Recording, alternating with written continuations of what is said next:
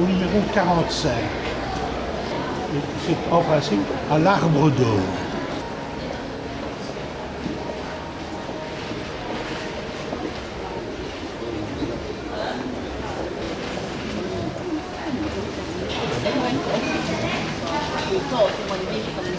Voilà.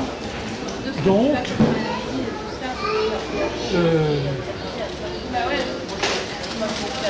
nous sommes ici. Alors, il faut aller passer un peu de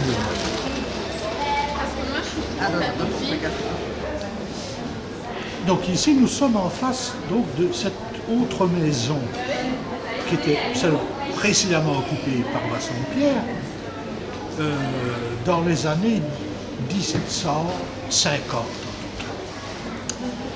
On sait qui l'occupait parce qu'on a une capitation, donc un relevé des occupants pour le fisc de 1762 qui dit donc habite ici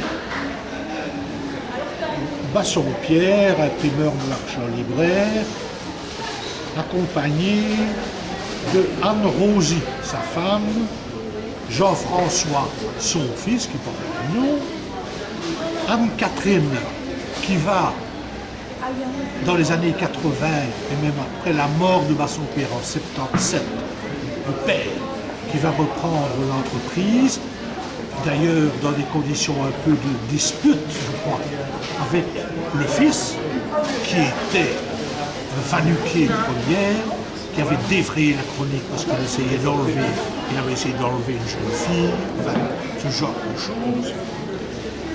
Et donc, aussi, ici, se trouvait un imprimeur qui a habité avec eux comme correcteur, comme chef de fabrication, qui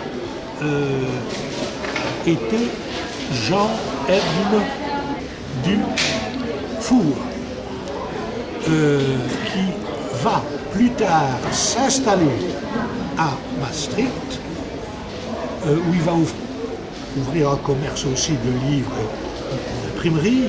Il sera plus avancé d'ailleurs, qui imprimera des choses plus dangereuses, disons que Bassompierre, en collaboration avec un autre imprimeur liégeois, Clément Planteux, dont je ne peux pas vous montrer même où il habitait, parce que je ne le sais pas. Et on n'a jamais trouvé où était son établissement, véritablement. Donc, voilà, ici, donc, on connaît à peu près les personnes qui étaient à l'intérieur. Sans doute, ici, il y avait une enseigne sur bois, une peinture qui représentait une imprimerie, parce que quand on fait cette capitation, on procède à cette capitation, la personne qui enregistre dit « maison à l'imprimerie ». Et je pense, et on va le voir à l'intérieur, que ça représente peut-être un bois qu'a fait graver Bassompierre, où on voit une imprimerie, un matériel d'imprimerie, une presse, avec les ornements des arts, etc.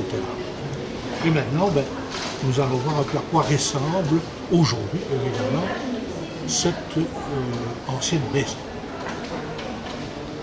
de l'Arbre d'Or. Me dit ma femme. Voilà. Voilà un escalier qui a gravi peut-être par c'est Incroyable. Parce qu'il était tout à fait. D'époque. Ah oui. Waouh, qu'est-ce que c'est beau. Et l'escalier ne va pas. Ah non, je n'imagine pas ça. Ah oui. Et tout ça. Oh, Et d'époque, évidemment. qu'est-ce que c'est chouette. Eh ben. Ah non, c'est. Ben, je peux bien réécrire tout ce que j'ai écrit sur la présence de Marmontel là dans votre maison. C'est ici. Planchers ne sont pas d'époque. Et encore peut-être. Oh, mais c'est grand.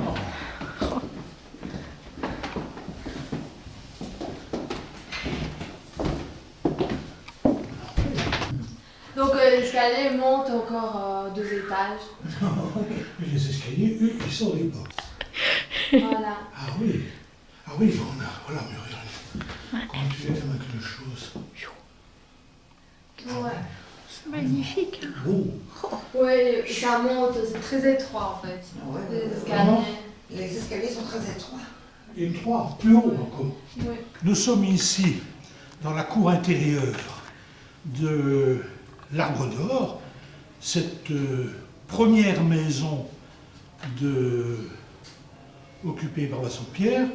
Alors, nous la découvrons, et nous découvrons surtout à quel point elle est grande et combien elle est organisée, en réalité, exactement comme peut l'être une maison d'imprimeur avec 2 salles qui servent aujourd'hui de restaurant, si vous voulez, qui étaient connectées, comme était connectée la salle de composition et la salle d'impression.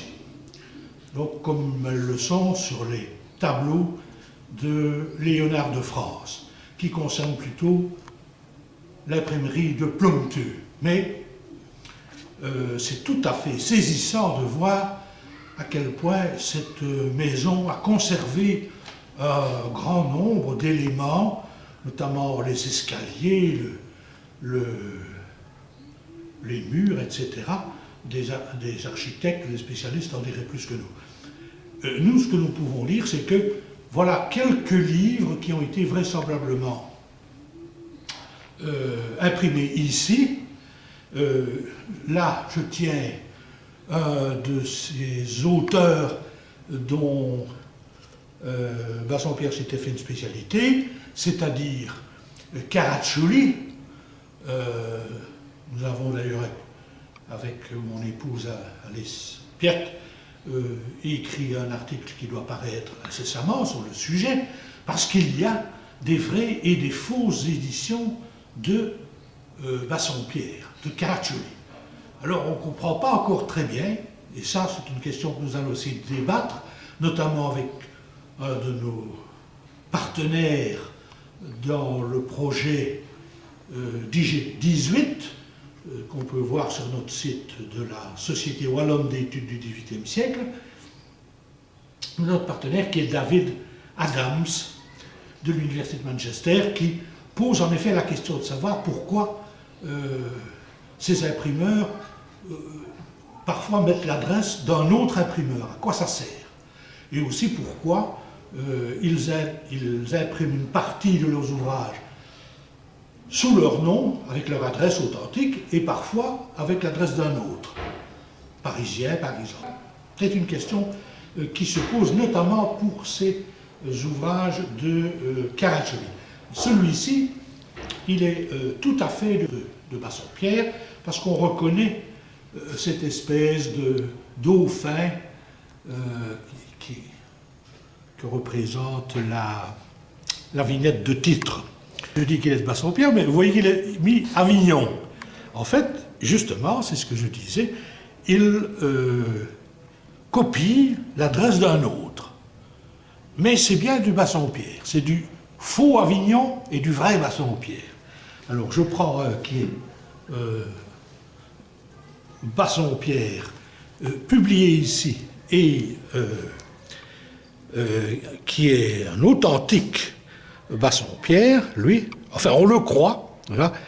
Il faudra encore vérifier tout ça avec un ordinateur, ce qu'on essaiera de faire incessamment à l'université, voilà.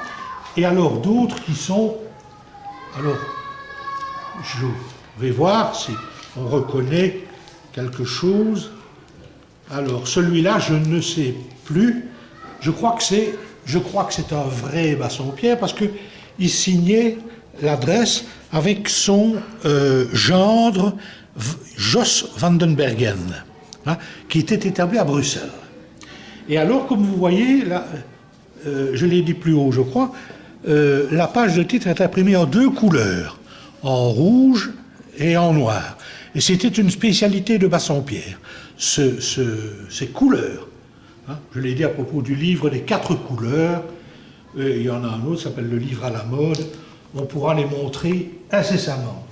Et puis il nous reste encore un Caraccioli, et c'est aussi, ça c'est le tableau de la mort, avec l'adresse de Bassompierre qui est vraie, parce que c'est authentifié par ce perroquet, quoi.